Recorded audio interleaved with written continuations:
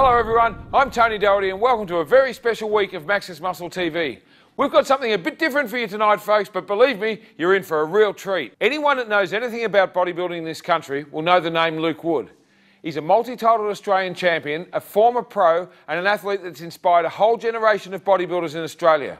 He's been at the very top and has one of the most recognisable faces in the sport, but not many people know exactly what it took to get there. So tonight, in a Muscle TV exclusive, we sit down with the man himself to hear his incredible story and find out how a skinny kid from the outer suburbs of Sydney made it all the way and stayed at the very top of this sport, both here and internationally. This is Big Luke Wood's story, folks, and it's one not to be missed. Enjoy.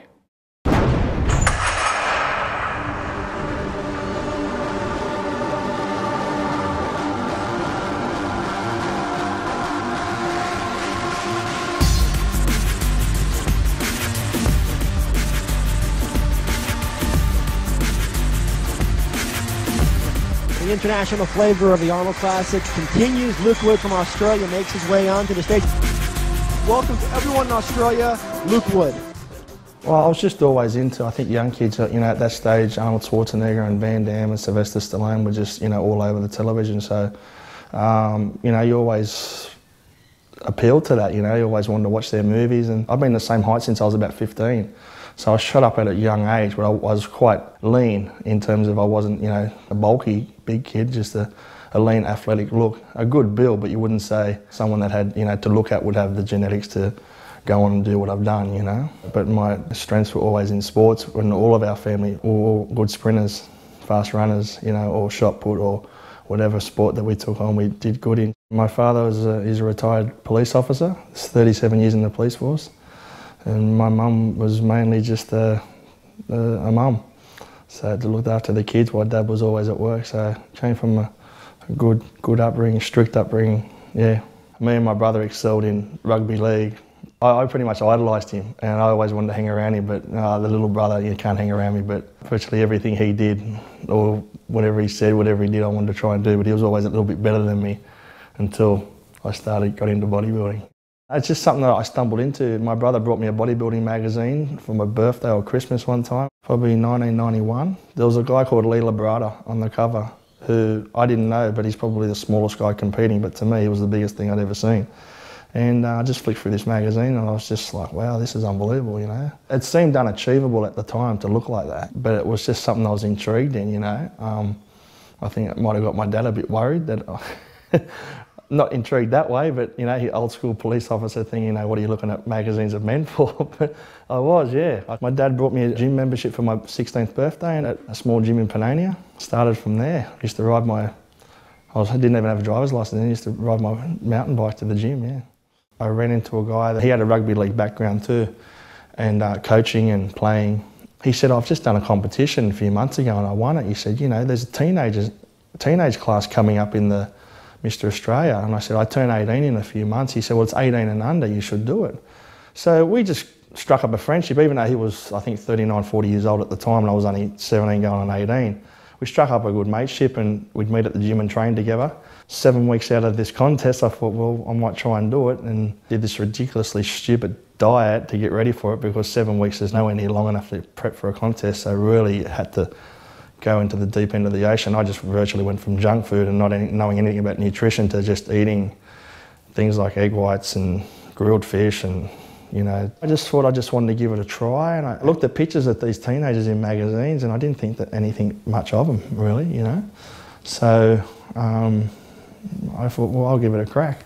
It was Mr. Australia, teenage class, 1994, and only really been training solidly for about 12 months at that stage. I was training so hard at my age, I actually would take it so seriously I wouldn't go to the gym and just stuff around. So I thought, I obviously do have a passion for this. I didn't know why I was training hard, I just knew I liked doing it. So doing a competition just seemed, as much as it was really against my parents at the time, because, shaving your legs and eating all this type of food and stuff like that, just wasn't something that they thought was, their cup of tea.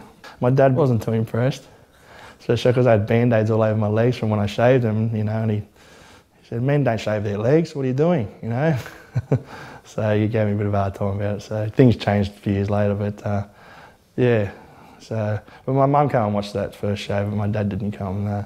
She comes to all of them. As many, well, the ones that she can get to, yeah.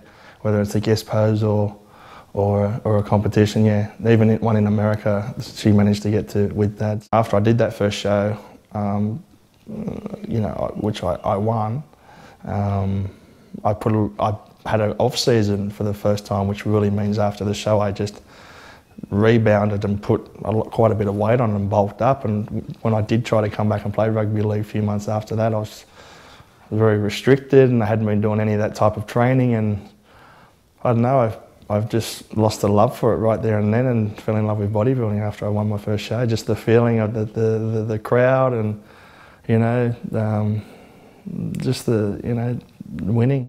That was my first one, and then the following year I was too old to go into the teenage class again, so I went to the junior class, which is 21 and under. So at that stage I was only 19. I won Junior East Coast of Australia, which qualified me to go into the Junior Mr Australia the following weekend, and I placed third.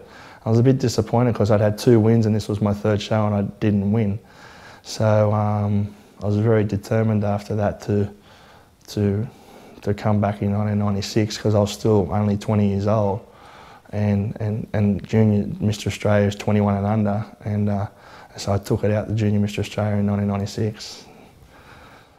Well, I just was very dedicated to my training. I just had that drive and dedication and had good people around me steering me, and I stopped going out, and obviously I just had the genetics for the sport. I was just, you know, like there's some things that we'll put on this earth that we're going to be good at, that we're meant to do. A lot of things that I tried that I wasn't good at, and I found something that I was good at.